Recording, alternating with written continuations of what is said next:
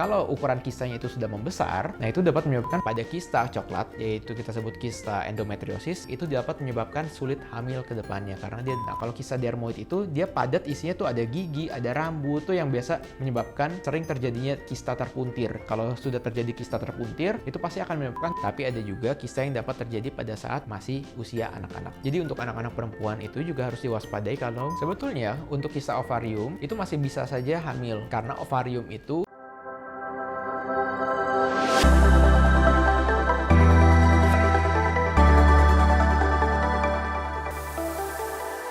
Hai, kembali lagi di channel Dr. Kevin. Gimana, apa kabarnya semua? Semoga semuanya dalam keadaan sehat ya. Pada kali ini saya akan membahas mengenai kista. Apa itu kista, penyebabnya, gejalanya, dan bagaimana cara mengatasinya. Dan kista itu banyak macamnya. Gimana sih cara membedakannya? Nah, itu akan saya bahas ya di konten kali ini. Tapi seperti biasa, buat kalian yang baru pertama kali ketemu dengan channel ini, jangan lupa dukung terus channel Dr. Kevin dengan cara klik tombol subscribe-nya yang di bawah sini, yang warnanya merah, tulisan subscribe. Dan juga nyalakan tombol loncengnya, supaya setiap kali saya upload video baru, kalian langsung dapat notifikasinya.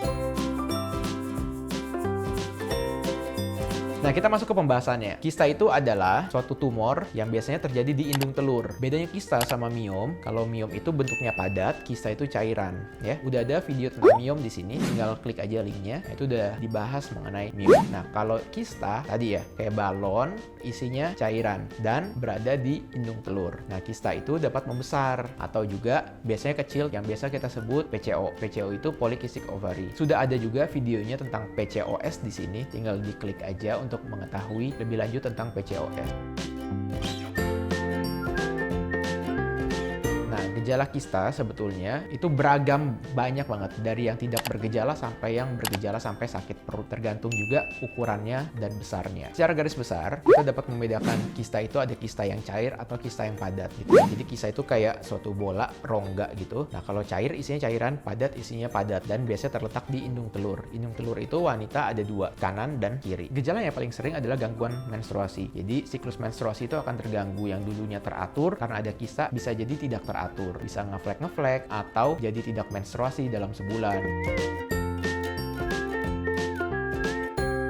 Kalau ukuran kistanya itu sudah membesar, nah itu dapat menyebabkan sakit perut yang berlebihan. Nah, ada beberapa jenis kista juga yang tadi isinya cairan, ada juga yang cairan terus dalamnya padat. Nah, itu yang biasa kita sebut dengan kista dermoid. Nah, kalau kista dermoid itu dia padat, isinya tuh ada gigi, ada rambut, tuh yang biasa menyebabkan sering terjadinya kista terpuntir. Kalau sudah terjadi kista terpuntir, itu pasti akan menyebabkan nyeri banget di perut bagian bawah. Biasanya langsung dilakukan tindakan. Nah, tindakannya bisa berupa diangkat kistanya, atau kalau memang sudah rusak jaringannya, bisa diangkat semua dengan jaringan indung telurnya. Nah, selain kista dermoid, ada beberapa kista juga yang sering terjadi pada saat wanita pada masa bereproduksinya, yaitu kista coklat, yaitu yang kita sebut endometriosis, dan bisa juga kista terjadinya pecah, jadi kista yang berdarah, itu juga bisa terjadi.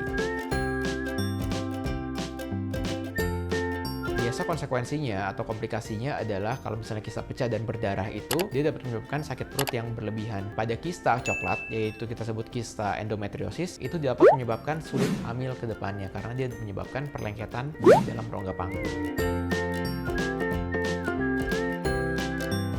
Nah, untuk cara mengatasi kista, kita harus tahu dulu nih jenis kistanya. Tadi yang saya bilang ada kista dermoid, kista endometriosis, atau kista terpuntir, atau kista yang pecah yang kita sebut hemoragik. Nah, itu tuh juga penanganannya akan berbeda-beda, tergantung dari apa gejala yang dirasakan.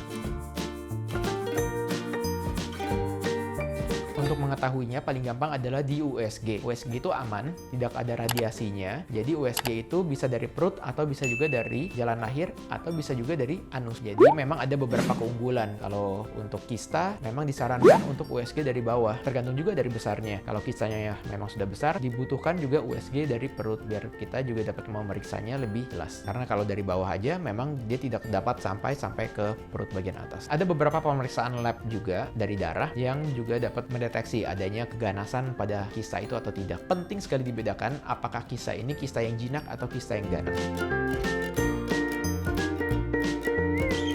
Pada umumnya, kista ini juga dapat muncul atau terjadi pada wanita-wanita usia reproduktif. Tapi ada juga kista yang dapat terjadi pada saat masih usia anak-anak. Jadi untuk anak-anak perempuan itu juga harus diwaspadai kalau misalnya mereka ada sakit perut yang berlebihan. Nah, itu juga dapat di USG melalui USG perut untuk mengetahui apakah ada kista atau terjadi sesuatu di organ reproduksinya. Sebetulnya untuk kista ovarium itu masih bisa saja hamil karena ovarium itu pada wanita ada dua, sebelah kiri dan sebelah kanan. Jadi kalau kistanya hanya di satu sisi dan harus diangkat ovariumnya juga, masih ada harapan untuk yang ovarium dari sebelah kanan atau sebaliknya. Asalkan salurannya itu masih baik ya. Kalau misalnya lagi hamil terus ada kista, itu gimana? Pada saat hamil itu memang normalnya akan ada kista. Jadi kista itu kista corpus luteum yang kita bilang. Itu normal dan ukurannya juga paling 3 cm sampai 4 cm yang paling besar. Nah, itu nggak usah diapa-apain. Tetapi kalau kista itu membesar, selain kista corpus luteum ya, ada kista lain lagi yang membesar dan besarnya mengganggu misalnya di atas 10 cm. Nah, itu juga tidak perlu diambil tindakan dengan segera. Yang penting adalah kita awasi, kita pantau secara rutin dan teratur. Kalau suatu saat terjadi komplikasi, mams merasakan sakit perut yang berlebihan, itu langsung segera kontrol. Dan jangan khawatir, ada beberapa jenis kista yang memang pada saat hamil dia ada, tapi pada saat setelah melahirkan kista itu tersebut hilang.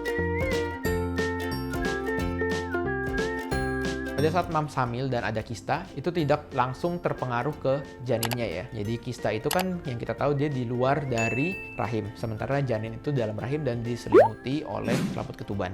Jadi tidak ada hubungan langsung antara kista dan si bayi. Kecuali terjadi gawat darurat, misalnya kistanya terputir atau perdarahan dan diperlukan operasi pada saat mams hamil. Itu nggak apa-apa. Maksudnya langsung dikonsulkan saja ke dokter kandungannya. Oke, sekian dulu konten Dr. Kevin kali ini. Semoga konten kali ini dapat bermanfaat ya. Dan jangan lupa dukung terus channel Dr. Kevin dengan cara klik tombol like, komen, dan subscribe, serta share ke teman-teman lainnya, supaya video ini dapat tersebar luas dan bermanfaat. Saya Dr. Kevin, until tomorrow and stay healthy.